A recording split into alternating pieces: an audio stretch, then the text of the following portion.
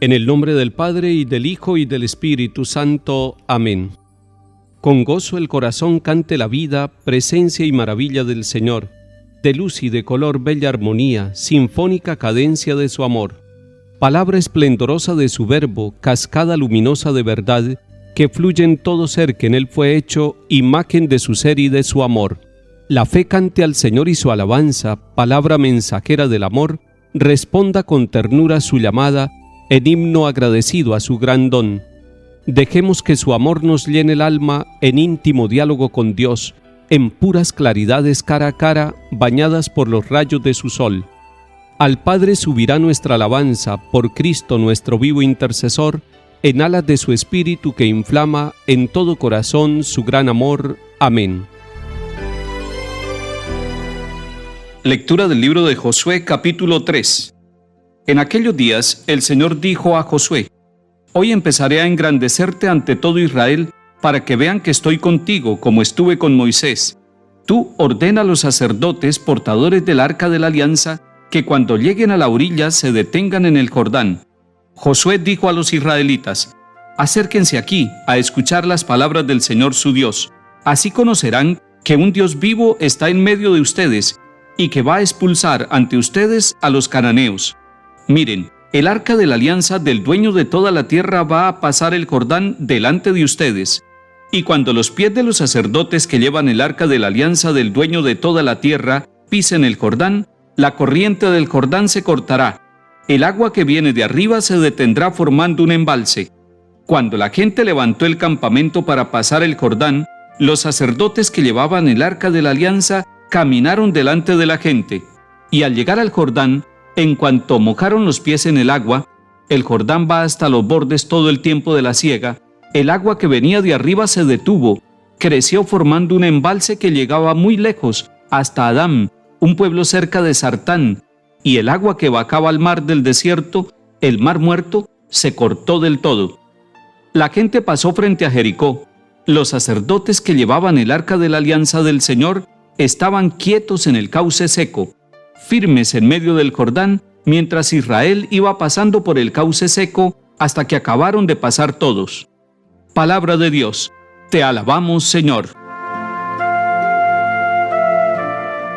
Hemos comenzado hoy la lectura del libro de Josué, pero no estamos leyendo desde el capítulo 1, estamos leyendo el capítulo 3.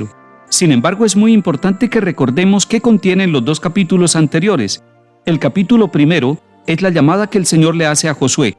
Después de la muerte de Moisés, siervo del Señor, dijo el Señor a Josué, hijo de Nun, ministro de Moisés: Moisés mi siervo ha muerto.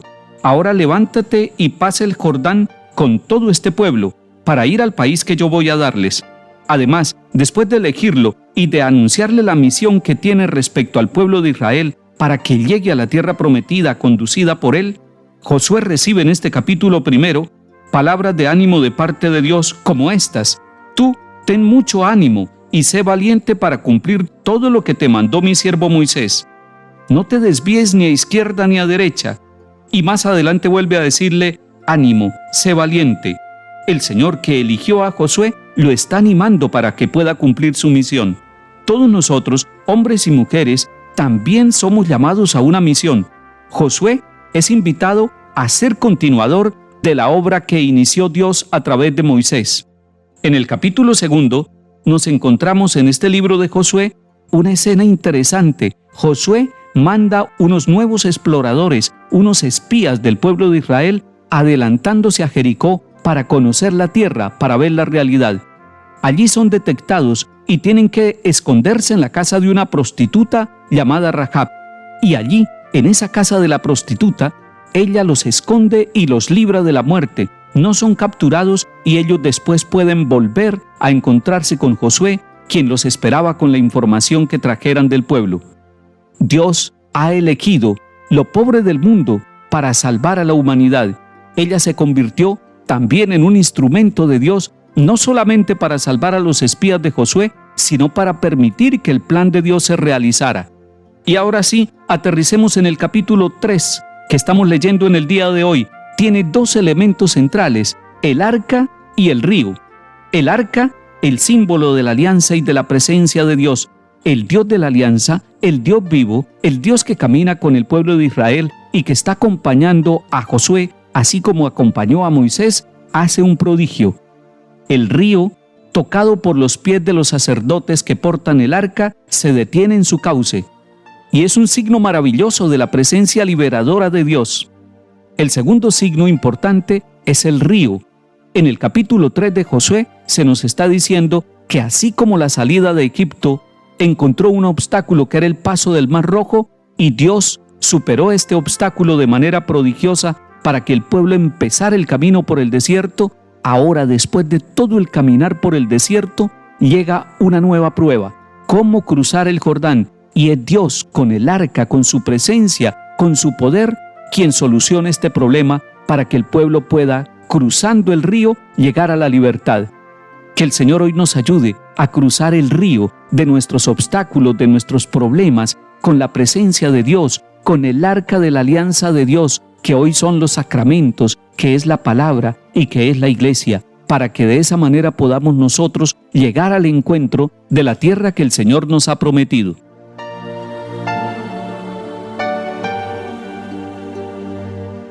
Salmo 113.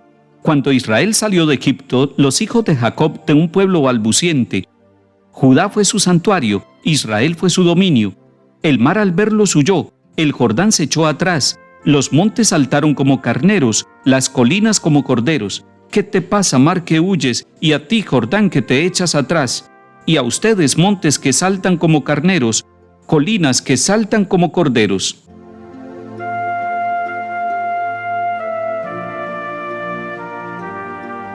Lectura del Santo Evangelio según San Mateo, capítulo 18. En aquel tiempo se adelantó Pedro y preguntó a Jesús: Señor, si mi hermano me ofende, ¿cuántas veces lo tengo que perdonar? ¿Hasta 7 veces? Jesús le contesta: No te digo hasta 7 veces, sino hasta 70 veces 7. Y a propósito de esto, el reino de los cielos se parece a un rey que quiso ajustar las cuentas con sus empleados. Al empezar a ajustarlas, le presentaron a uno que debía 10,000 talentos. Como no tenía con qué pagar, el Señor mandó que lo vendieran a él con su mujer y sus hijos y todas sus posesiones, y que pagara así. El empleado, arrojándose a sus pies, le suplicaba diciendo: Ten paciencia conmigo y te lo pagaré todo. El Señor tuvo lástima de aquel empleado y lo dejó marchar, perdonándole toda la deuda. Pero al salir el empleado aquel encontró a uno de sus compañeros que le debía 100 denarios y agarrándolo lo estrangulaba diciendo: Págame lo que me debes. El compañero, arrojándose a sus pies, le rogaba diciendo: Ten paciencia conmigo y te lo pagaré. Pero él se negó y fue y lo metió en la cárcel hasta que pagara lo que debía. Sus compañeros, al ver lo ocurrido, quedaron consternados y fueron a contarle a su señor todo lo sucedido. Entonces el Señor lo llamó y le dijo: Siervo malvado, toda aquella deuda te la perdoné porque me lo pediste. ¿No debías tú también tener compasión de tu compañero como yo tuve compasión de ti? Y el Señor, indignado, lo entregó a los verdugos hasta que pagara toda la deuda. Lo mismo hará con ustedes mi Padre del cielo si cada cual no perdona de corazón a su hermano. Cuando acabó Jesús estas palabras, partió de Galilea y vino a la región de Judea, al otro lado del Jordán. Palabra del Señor. Gloria a ti, Señor Jesús. Jesús enseña a sus discípulos, a cada uno de nosotros, a perdonar. Perdonar no es un tema que se estudia. Perdonar es una actitud que se vive. Por eso cuando Pedro le pregunta a Jesús: ¿cuántas veces tengo que perdonar a mi hermano si me ofende? Jesús le dice: hasta 70 veces 7. Y no como Pedro diría, 7 veces. Y a Pedro le parecía mucho tener que perdonar 7 veces. Pero Jesús le dice: mucho más. Se perdona siempre. Y perdonando se aprende a perdonar. No se hace un curso de perdón. Sencillamente perdonando se aprende a perdonar. Y cuando uno aprende a pedir perdón también por las equivocaciones propias, entiende lo importante que es el ser perdonado. Cuando nosotros pensamos en la iglesia, en el sacramento del perdón, tenemos una maravillosa experiencia. El Señor nos perdona a nosotros 70 veces 7. Él nos ha perdonado una y otra vez de ese mismo pecado que hemos confesado o de muchos pecados que hemos confesado en la vida. y Él sabe que nosotros necesitamos el perdón, y el perdón le da al que perdona una alegría especial en su corazón porque acaba con todo resentimiento, pero al que es perdonado también porque le quita la culpa, esa culpabilidad de haberse equivocado. Cuando uno es capaz de perdonar al otro, lo está liberando, y cuando uno es capaz de pedir perdón, se está liberando uno de aquellos errores que ha cometido en la vida. El perdón es un acto de liberación, es un acto de misericordia y de amor. Hoy perdone y dedíquese a perdonar toda la vida. No piense que hay pecados o fallas que usted no puede perdonar. Somos hijos del Dios del perdón, y Él perdona 70 veces 7, incluso los pecados más graves que usted y yo hayamos cometido en la vida. Que el Señor nos bendiga y acompañe en el nombre del Padre, y del Hijo, y del Espíritu Santo. Amén.